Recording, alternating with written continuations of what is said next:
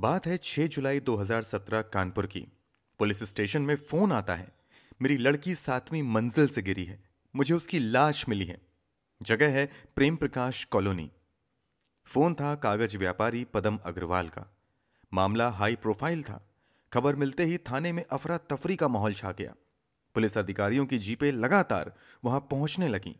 IG Mohit Agarwal, SP आनंद देव तिवारी और कई उच्च अधिकारी वहां पहुंच चुके थे। सभी पुलिस अधिकारी काफी चिंतित नजर आ रहे थे। फॉरेंसिक टीम के साथ ही साथ स्वरूपनगर तथा करनैलगंज से पुलिस अधिकारी भी घटनास्थल पर पहुंच चुके थे और इन सब के बीच जमीन पर पड़ी थी 27 वर्षीय लड़की की लाश। लाश काफी बुरी हालत में थी, जिसका चेहरा पूरी तरीके से खराब हो गया था। सर की हड्डी टूट चुकी थी। शरीर के अन्य हिस्सों की हड्डियां भी बुरी तरीके से टूट गई थीं। हम बात कर रहे हैं ऐसी दर्दनाक मौत की जिसने एक चुलबुली खूबसूरत और पढ़ी लिखी लड़की को देखते ही देखते लाश में बदल दिया।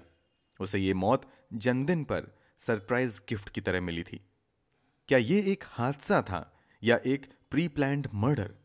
आइए जानते हैं इस हादसे का पूरा सच क्या था, और अगर ये मामला मर्डर का था तो कौन था इसके पीछे, और आखिर उसका मकसद क्या था। अगर आपने अभी तक हमारे चैनल को सब्सक्राइब नहीं किया है तो जल्दी से सब्सक्राइब करें और बेल आइकन का बटन भी दबा दें ताकि आपको लेटेस्ट अपडेट मिलती रहे। दोस्तों, कहानी है हर्षिता अग्रवाल की और कहानी के बेहद अहम किरदार 4 हैं। खुद हर्षिता अग्रवाल, उसका पति उत्कर्ष अग्रवाल, उसका ससुर सुशील अग्रवाल और सास रानू अग्रवाल। 6 जुलाई 2019 को 11:21 पर सुबह कागज व्यापारी पदम अग्रवाल को कॉल आती है। कॉल उनकी बेटी हर्षिता अग्रवाल की थी। हर्षिता काफी टेंशन में लग रही थी। उसने कहा, पापा हमें बुला लो, हमारी सास हमें झाड़ू से मार रही है। ससुराल वाले मुझे मारने की कोशिश कर रहे हैं। पदम अग्रवाल ने तुरंत हर्षिता के ससुर से बात करने की कोशिश की, लेकिन उनसे बात नहीं हो पाई। पिता पदम अग्रवाल हर्षिता के घर जाने के बारे में सोच ही रहे थे कि 12:42 दोपहर एक बार फिर फोन आया। लेकिन इस बार यह उनकी प्यारी बेटी का नहीं बल्कि उनके ससुर सुशील अग्रवाल का था, जिन्होंने उन्हें एल्डोरेडो अपार्टमेंट स्थित अपने आवास पर तुरंत पहुंचने के लिए कहा। पदम अग्रवाल पत्नी संतोष और बेटी दीपिका के साथ वहां पहुंचे, लेकिन आगे बढ़ते ही उनके पैरों तले जमीन हिल गई।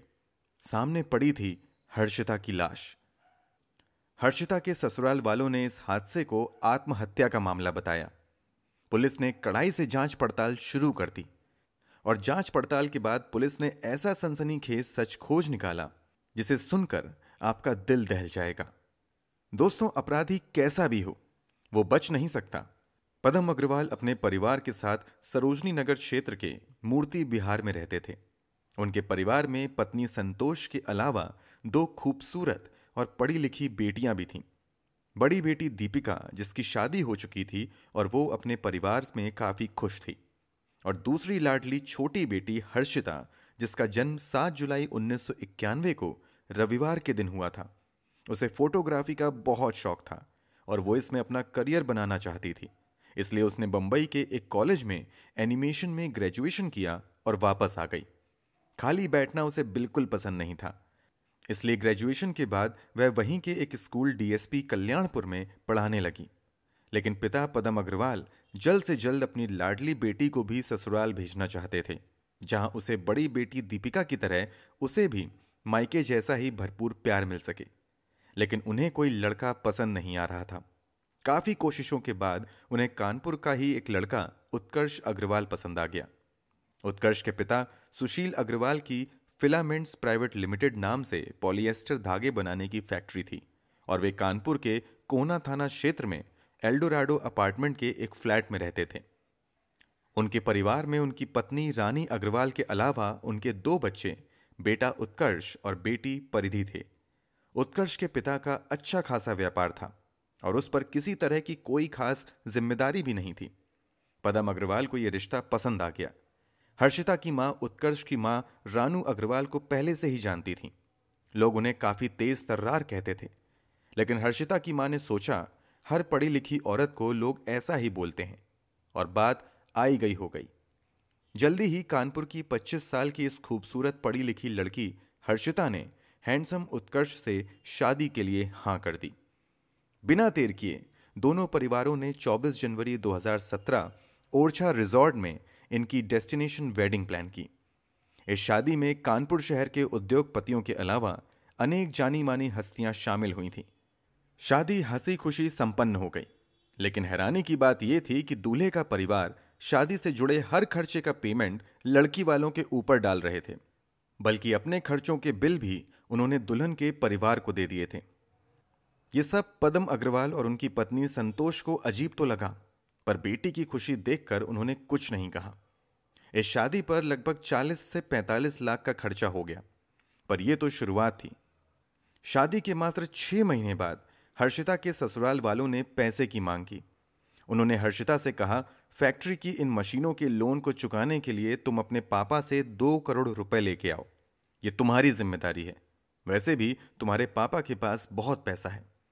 हर्षिता ये सुनकर हैरान रह गई और उसने ऐसा करने से इनकार कर दिया, और इसी दिन से हर्षिता पर अत्याचार शुरू हो गया। सास रानू अग्रवाल ने हर्षिता का जीना मुश्किल कर दिया। घर में नौकरानी होते हुए भी रानू अग्रवाल हर काम हर्षिता से करवाती। मेहमानों के सामने बुरी तरीके से उसकी बेइज्जती करने लगीं। कमाल की बात यह थी कि हर्षिता का पति उत्कर्ष, जो उसके साथ प्यार के वादे करता था, सब कुछ सुनकर भी खामोश ही नहीं रहता, बल्कि मां का साथ भी देता। हर्षिता के माता पिता काफी हैरान थे, क्योंकि शादी के बाद हर्षिता काफी उदास नजर आती थी, लेकिन बहुत पूछने पर भी वह कुछ नहीं बताती। मां की कसम देकर पूछने पर उसने बताया कि ससुराल में उसे परेशान किया जा रहा है और 2 करोड़ रुपए पिताजी से मांग कर लाने के लिए दबाव डाला जा रहा है। यह सुनने के बाद हर्षिता के माता पिता ने हर्षिता से उत्कर्ष को छोड़ देने के लिए कहा, पर वह बोली, मां, ये कुछ दिनों की बात है। मैं उत्कर्ष को बहुत प्यार करती हूं, सब ठीक हो जाएगा। लेकिन समय के साथ हर्षिता की हालत पहले से भी खराब हो गई। अब उत्कर्ष की बहन परिधि भी हर्षिता के खिलाफ रानू अग्रवाल के कान भरने लगी, जिसके बाद उसको पहले से भी ज्यादा तंग किया जाने लगा। हालात इतने खराब हो गए थे कि रानू अग्रवाल हर्षिता पर हाथ भी उठाने लगी। भोली भाली हर्षिता का खामोशी से सब सहते रहना उनकी हिम्मत बढ़ा रहा था। दूसरी तरफ हर्षिता की गिरती हुई सेहत देखकर जब माता पिता ने उससे इसकी वजह पूछी, तो उसने सब कुछ उन्हें बताया, जिसके बाद हर्षिता के माता पिता उसे वापस अपने घर ले आए और हर्षिता को उत्कर्ष को छोड़ देने की सलाह दी। लेकिन कुछ ही दिनों के बाद उसका पति उत्कर्ष उसे लेने पहुंच गया और उसने हर्षिता और उसके घरवालों से वादा किया कि आगे उसे परेशान नहीं किया जाएगा। पति के प्यार में डूबी भोली भाली हर्षिता भी वापस जाने के लिए मान गई और ससुराल चली गई। हर्षिता के वापस आने के बाद कुछ महीनों तक तो सब ठीक रहा, लेकिन उसके ससुराल वाले जल्दी ही फिर से अपने पुराने तरीकों पर आ गए और उसे परेशान करने लगे। उस समय उसकी ननद परिधि की शादी होने वाली थी। हर्षिता के ससुराल वाले उस पर दबाव डालने लगे कि वह अपने मां बाप से 25 लाख रुपए मांगकर उन्हें दे। हर्षिता ने अपने घर वालों को कुछ नहीं बताया, पर वह काफी चुप रहने लगी। यह देख उसकी मां संतोष ने उसे फिर अपनी कसम दी, जिस पर हर्षिता ने संतोष को 25 लाख मांगने की बात बताते हुए कहा कि किसी भी हाल में उन्हें पैसा नहीं देना है।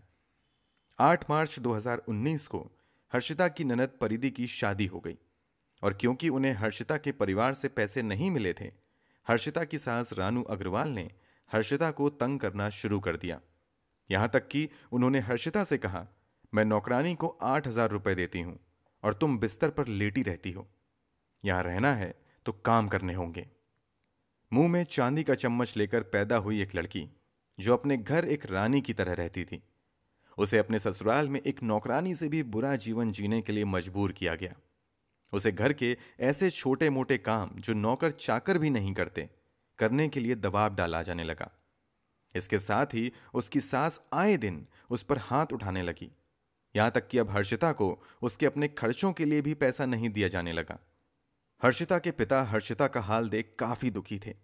उन्होंने उसे डेली के इन टेंशन से दूर करने और जीवन में खुशी के पल लाने के लिए यूएसए की यात्रा पर ले जाने का प्लान बनाया।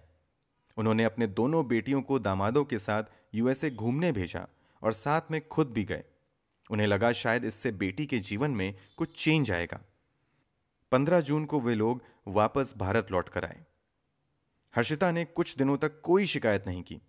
वैसे भी हमेशा अपने परिवार को परेशान करने के बजाय अपने मैरिड लाइफ की प्रॉब्लम्स को सहन करने की कोशिश करती थी। 7 जुलाई को हर्षिता का बर्थडे भी था, इसलिए हर्षिता के घर वालों ने 7 जुलाई को हर्षिता के लिए एक सरप्राइज बर्थडे पार्टी प्लान की और लोगों को भी इनविटेशन भेज दिया था। लेकिन उसके जन्मदिन के ठीक एक दिन पहले 6 जुलाई 2019 को 11:21 पर सुबह हर्षिता ने अपने पिता को फोन किया और उनसे उसे घर ले जाने के लिए रिक्वेस्ट करते हुए अपने पापा से कहा, पापा हमें बुला लो, हमारी सास हमें झाड़ू से मार रही है, ससुराल वाले मुझे मारने की कोशिश कर रहे हैं। वह काफी टेंशन में थी। पिता को चिंता हुई और उन्होंने तुरंत उसके ससुर से बात करने की कोशिश की, लेकिन उनसे बात नहीं हो पाई। पिता पदम अग्रवाल जाने के बारे में सोच ही रहे थे कि 12:42 दोपहर उनके पिता के पास एक बार फिर फोन आया, लेकिन इस बार यह उनकी प्यारी बेटी का नहीं बल्कि उनके ससुर सुशील अग्रवाल का था, जिन्होंने उन्हें एल्डोराडो अपार्टमेंट स्थित अपने आवास पर तुरंत पहुंचने के लिए कहा। वे अपनी पत्नी और बड़ी बेटी दीपिका को लेकर आनन फानन में जब बेटी के घर पहुंचे तो उनके होश उड़ गए, क्योंकि हर्षिता की बॉडी बिल्डिंग से नीचे गिरी पड़ी थी। उनकी प्यारी छोटी राजकुमारी अब नहीं रही थी। उसे 7वीं मंजिल से उसके ही अपार्टमेंट की खिड़की से बाहर फेंक दिया गया था। हर्षिता के सास ससुर और पति उत्कर्ष शव के पास खड़े थे। उन्होंने पदम अग्रवाल की तरफ बढ़ते हुए कहा, हर्षिता ने आत्महत्या कर ली, वह 7वीं मंजिल से कूद गई। यह सुनते ही पदम अग्रवाल ने गुस्से से चिल्लाते हुए कहा, मेरी बेटी हर्षिता कूदी नहीं है, बल्कि तुम लोगों ने इसे मार डाला है। मैं तुम लोगों को किसी भी हालत में नहीं छोड़ूंगा। इसी के साथ इन्होंने घटना की सूचना पुलिस को दी और अपने परिवार तथा सभी संबंधियों को भी घटना के बारे में बता दिया। संतोष अपनी फूल सी बेटी का शव देखकर बेहोश हो गई। दीपिका किसी तरह अपने माता पिता को संभालने की कोशिश करने लगी। आनन फानन में पुलिस अधिकारियों की जीपें वहां पहुंचने लगीं। आईजी मोहित अग्रवाल, एसपी आनंद देव तिवारी और कई उच्च अधिकारी वहां पहुंच चुके थे। सभी पुलिस अधिकारी काफी चिंतित नजर आ रहे थे। फॉरेंसिक टीम के साथ ही साथ स्वरूपनगर तथा करनैलगंज से भी पुलिस अधिकारी भी घटनास्थल पर पहुंच चुके थे। पुलिस अधिकारियों ने फ्लैट की किचन से बराबर वाली उस खिड़की की जांच पड़ताल की जहां से हर्षिता गिरी थी या फिर उसे फेंका गया था। निरीक्षण के बाद पुलिस अधिकारियों ने हर्षिता के शव को पोस्टमार्टम के लिए लाला लाजपत राय चिकित्सालय भिजवा दिया। घटनास्थल पर अन्य लोगों के अलावा हर्षिता का पति उत्कर्ष तथा उसके माता पिता मौजूद थे। पुलिस अधिकारी ने सबसे पहले हर्षिता के पति उत्कर्ष से पूछताछ की तो उसने बताया कि हर्षिता से मैं कितना प्यार करता था, इसका सबूत मेरे पास नहीं है, मगर उसके जाने से सब कुछ खत्म हो गया। शादी के बाद हम सब बेहद खुश थे। उसका अपना फोटोग्राफी का बिजनेस शुरू कराने वाले थे। उसे आने जाने के लिए कार भी दी थी, कोई रोक टोक नहीं थी। 28 मई से 16 जून तक हम अमेरिका में रहे। तब भी फ्यूचर को लेकर सपने बुने, लेकिन क्या पता था कि सारे सपने टूट जाएंगे। घटना वाले दिन मैं और पापा फैक्ट्री में थे। मम्मी का फोन आया तो हम लोग आए। हर्षिता आत्महत्या नहीं कर सकती, वह खिड़की से नीचे कैसे गिर गई कुछ नहीं मालूम। हर्षिता के ससुर सुशील कुमार अग्रवाल ने पुलिस अधिकारियों को बताया कि जिस समय वह घर से निकले उस समय घर में सब कुछ ठीक ठाक था। दोपहर 12:30 बजे के करीब पत्नी रानू ने फोन करके बताया कि बहू हर्षिता अपार्टमेंट की खिड़की से गिर गई है। यह पता चलते ही उन्होंने हर्षिता के पिता को फोन किया और फौरन घर आने को कहा। फिर बेटे उत्कर्ष को साथ लेकर घर के लिए चल दिए। घर पहुंचे तो वहां बहू हर्षिता का शव नीचे पड़ा मिला। हर्षिता की सास रानू अग्रवाल ने पुलिस को बताया कि सुबह 9 बजे के लगभग उत्कर्ष अपने पापा के साथ फैक्ट्री चला गया। कुछ देर बाद नौकरानी शकुंतला आ गई। हर्षिता उस समय सफाई कर रही थी। उन्हें कुरियर करना था। जैसे ही वह कुरियर का पैकेट लेकर फ्लैट के दरवाजे के पास पहुंची, नौकरानी के चिल्लाने की आवाज आई, जिसे सुनकर वह वहां पहुंची तो उन्होंने देखा कि नौकरानी हर्षिता को ऊपर खींचने की कोशिश कर रही थी, लेकिन वह उसे बचा नहीं पाई। जब उन्होंने नीचे जाकर देखा तो बहू की मौत हो चुकी थी। शायद खिड़की के पास गंदगी को साफ करते समय उसका पैर फिसल गया। फिर उन्होंने इस घटना की जानकारी फोन पर पति को दी। परिवार के बयान लेने के बाद पुलिस ने देखा कि अग्रवाल परिवार में काम करने वाली नौकरानी शकुंतला, जो घटना के समय वहीं मौजूद थी, वहीं खड़ी है। इसलिए पुलिस ने उसका भी बयान लिया और उसके चौंका देने वाले बयान ने पहली बार रानू अग्रवाल के झूठ का पर्दाफाश कर दिया। उसने बताया, सुबह 9:30 बजे जब शकुंतला फ्लैट पर पहुंची थी, उस समय हर्षिता का पति उत्कर्ष अग्रवाल और ससुर सुशील अग्रवाल फैक्ट्री जा चुके थे। केवल हर्षिता और रानू अग्रवाल फ्लैट में मौजूद थे। किसी बात को लेकर दोनों में बहस हो रही थी। रानू अग्रवाल ने हर्षिता से गुस्से में चिल्लाते हुए कहा, नौकरानी को 8,000 दिए जाते हैं और तुम कमरे में पड़ी रहती हो, घर का काम क्यों नहीं करती? गुस्से में हर्षिता ने भी उन्हें जवाब दे दिया। स्थिति की गंभीरता देखते हुए शकुंतला हर्षिता को समझा बुझाकर कमरे में ले गईं। रानू अग्रवाल भी वहां पहुंच गईं और हर्षिता को कमरे में चप्पल और झाड़ू से मारने लगीं और उसे घर से बाहर भी नहीं जाने दिया। जिसके बाद वह काम करने चली गई। जब वह काम कर रही थी तो अचानक 12:30 बजे रानू अग्रवाल की आवाज आई। आवाज सुनकर जब वह देखने गई तो हर्षिता खिड़की से नीचे लटकी थी।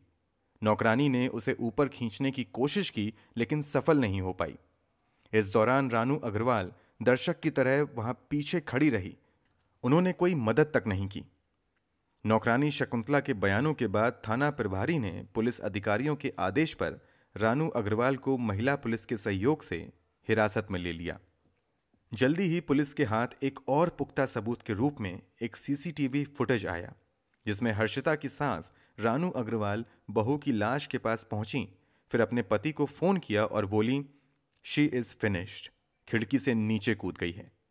उन्होंने लाश के पास से कार की चाबी और मोबाइल उठाया, फिर वहां से चली गई। यह खबर कानपुर के मीडिया चैनल्स और अखबारों में बहुत तेजी से फैली। कई महिला संगठन भी सामने आए और घटना की बुराई करते हुए परिवार को इंसाफ दिलवाने का आश्वासन दिया। हर्षिता के परिवार ने हर्षिता के पति, उसके ससुर, सास और ननद के खिलाफ कोना पुलिस स्टेशन में एफआईआर दर्ज करवाई। बाद में उसकी ननद परिधि और नंदोई का नाम एफआईआर रिपोर्ट से हटा लिया गया। हर्षिता के पति, ससुर और सास को जेल भेज दिया गया। दहेज हत्या के आरोप में मामला दर्ज कर पुलिस अब अपराधियों के खिलाफ और पुख्ता सबूत इकट्ठा कर रही है, ताकि उन्हें कड़ी से कड़ी सजा दी जा सके और कोई भी कोर्ट या वकील उन्हें बचा ना पाए। आरोपी जेल में हैं और उन पर मुकदमा चल रहा है। दोस्तों, आपको क्या लगता है, हर्षिता के ससुराल वालों को सजा मिलेगी या वह बच जाएंगे? आपको क्या लगता है, कमेंट करके जरूर बताएं। हम चलते हैं ऐसी ही एक नई सच्ची घटना की खोज में, जिसके अंजाम से उठे सवाल आपको आपका चैन छीन कर आपको सोचने पर मजबूर कर देंगे। सावधान रहें, सतर्क रहें, अपना ख्याल रखें। नमस्कार।